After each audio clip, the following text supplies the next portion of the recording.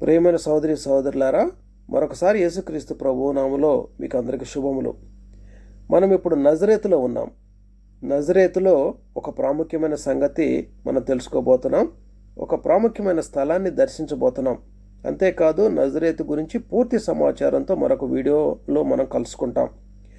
అయితే యేసుక్రీస్తు ప్రభు తల్లి అయిన మరియా, ఆమె భర్త అయిన యోసేపు వారి గృహ సముదాయానికి దగ్గరలో ఒక ప్రాముఖ్యమైన స్థలాన్ని మనం ఇప్పుడు దర్శించబోతున్నాం. మనం ఇప్పుడు అరబ్ మార్కెట్ గుండా ప్రయాణం చేస్తున్నాం. ఇది అతి పెద్ద మార్కెట్. దీన్ని నజరేత్ మార్కెట్ అంటారు.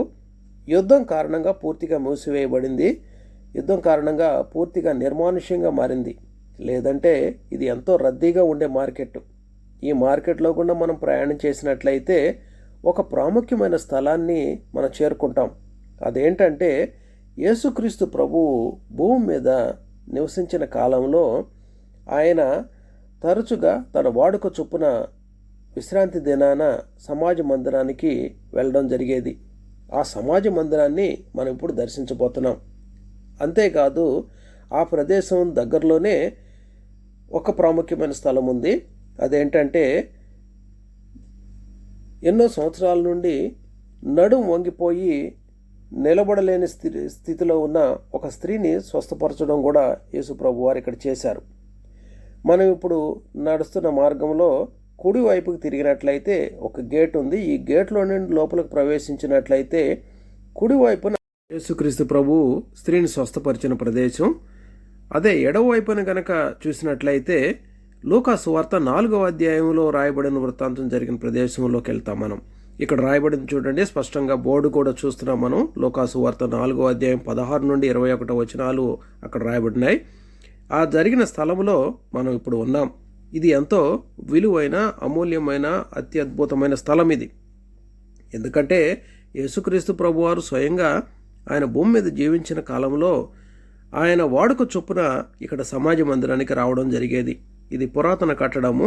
యేసుక్రీస్తు ప్రభువారికి ఈ ప్రదేశంలో యెషయా గ్రంథము 61వ అధ్యాయంలో రాయబడిన లేఖనాలు కలిగిన ప్రదేశం ఆయనకి ఇవ్వబడింది. ఆయన ఆ లేఖనాలు చదవడం జరిగింది. ఈ వృత్తాంతం అంతా మనకి 4వ అధ్యాయం లూకా సువార్త 16 నుండి 21 వరకు చూస్తాం. ఆయన చదివిన లేఖనం ఏంటంటే, ప్రభు ఆత్మ నా మీద ఉన్నది, బీదలకు సువార్త ప్రకటించుటకై ఆయన నన్ను అభిషేకించను, చెరలోనున్న వారికి విడుదలను, గ్రుడ్డివారికి చూపును ప్రకటించుటకును, నలిగిన వారిని విడిపించుటకును, ప్రభు హితవత్సరం ప్రకటించుటకును ఆయన నన్ను పంపియున్నాడు అని రాయబడిన చోటు దొరికెను. ఆయన గ్రంథము చుట్టి పరిచారకు ఇచ్చి కూర్చుండెను. సమాజ మందిరములో ఉన్న వారందరూ ఆయనను తేరిచూడగా ఆయన నేడు మీ వినికిడిలో ఈ లేఖనము నెరవేరిందని చెప్పసాగాను. ఇది జరిగిన సంఘటన ఇక్కడే. ఇది ప్రాముఖ్యమైన స్థలం. యేసు ప్రభువారు ఈ స్థలానికి ఆయన అనేక మార్లు ఈ స్థలాన్ని దర్శించడం జరిగింది. ఇది విలువైన ప్రదేశం. ప్రియమైన సోదరి సోదరుడా, యేసు ప్రభువారు స్వయంగా మాట్లాడిన మాట ఏంటంటే, బేదలకు సువార్త ప్రకటించబడుతుంది. అంతేకాదు చెరలోనున్న వారికి విడుదల కలుగుతుంది, గ్రుడ్డివారు చూపు పొందుతున్నారు, నలిగిన వారు విడిపించబడుతున్నారని ఆయన చెప్పడం జరిగింది. ఇది నేడు మీ వినికిడిలో నెరవేరిందని అన్నారు. ఆయన స్వయంగా మాట్లాడిన మాటలు అవి. ప్రేమైన సోదరి సోదరుడా, నలిగిన స్థితిలో గనక నువ్వు ఉంటే, చెరలో నుండి విడిపించబడలేని స్థితిలో, ఏ దిక్కు లేని పరిస్థితిలో, దీనమైన స్థితిలో గనక ఉన్నట్లయితే కేవలం మనకు దిక్కు యేసుక్రీస్తు ప్రభువారే. కేవలము మనకి ఆధారము యేసుక్రీస్తు ప్రభువారే.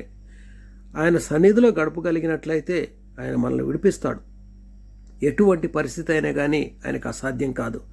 ఆయన ఎలాంటి పరిస్థితుల్లో నుండి అయినా కానీ ఆయన